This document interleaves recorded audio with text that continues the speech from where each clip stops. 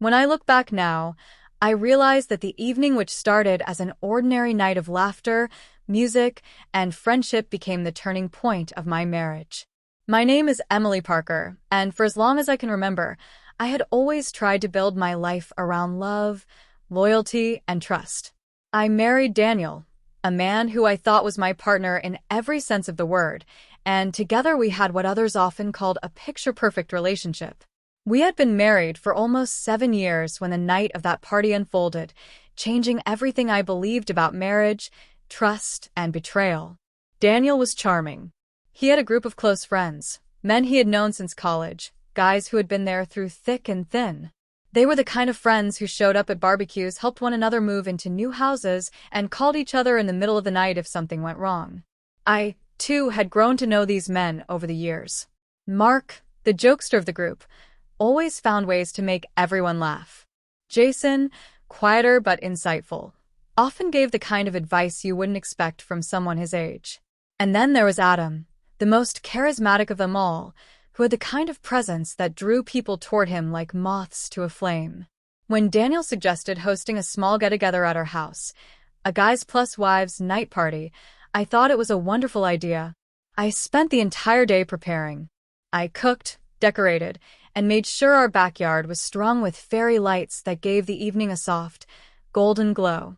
Music floated in the air, laughter echoed, and glasses clinked with cheer. Everything seemed perfect. The evening started like any other gathering. Conversations flowed easily. We played games, danced, and reminisced about old college stories.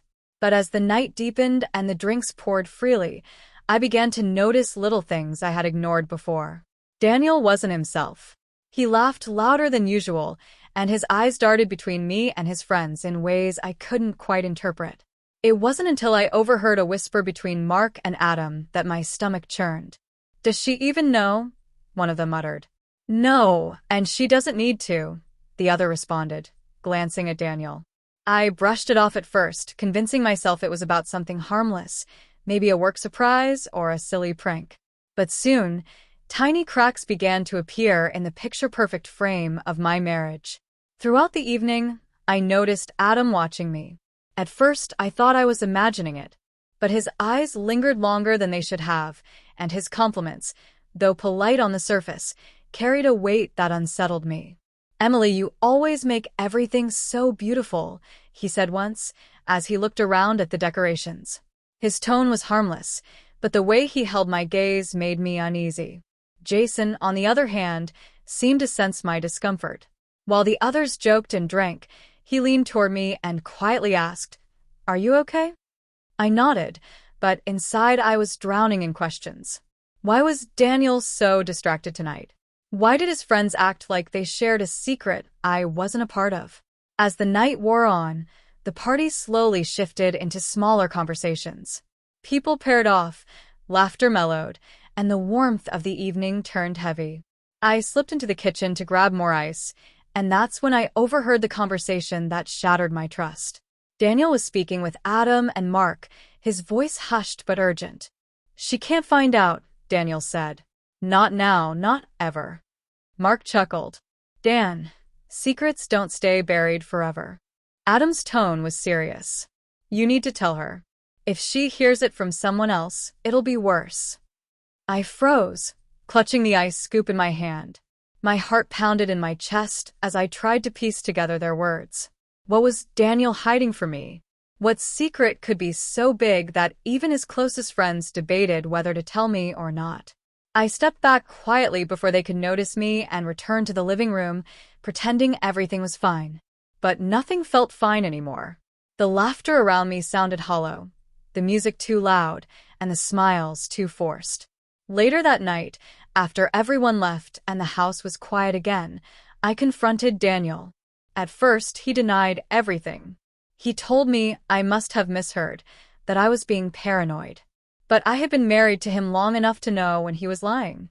His eyes refused to meet mine, his voice cracked under the weight of guilt, and finally, after what felt like an eternity, he admitted the truth. Daniel had betrayed me. Not in the way most people would immediately think. There was no secret affair with another woman, but in a way that cut just as deep. For months, he had been hiding financial troubles from me. He had gambled away a large part of our savings with his friends, thinking he could win it back before I noticed. The night of the party, his friends had pressured him to come clean, but he hadn't had the courage to do so. At that moment, I felt both relief and devastation.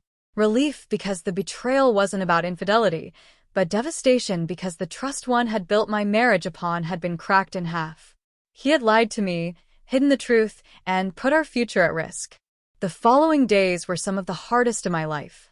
I questioned everything. If he could hide something like this, what else could he hide? Could I trust him again? Was our marriage strong enough to survive this storm? What surprised me most was the role his friends played in the aftermath. Jason reached out to me, apologizing for not telling me sooner. He explained how torn he had felt, caught between loyalty to his friend and the knowledge that I deserved to know. Mark, though more careless in his words, admitted that he thought Daniel's secret would eventually come out and that maybe it was better this way. Adam, who had always seemed too bold for my comfort, shocked me by encouraging me to fight for my marriage instead of walking away.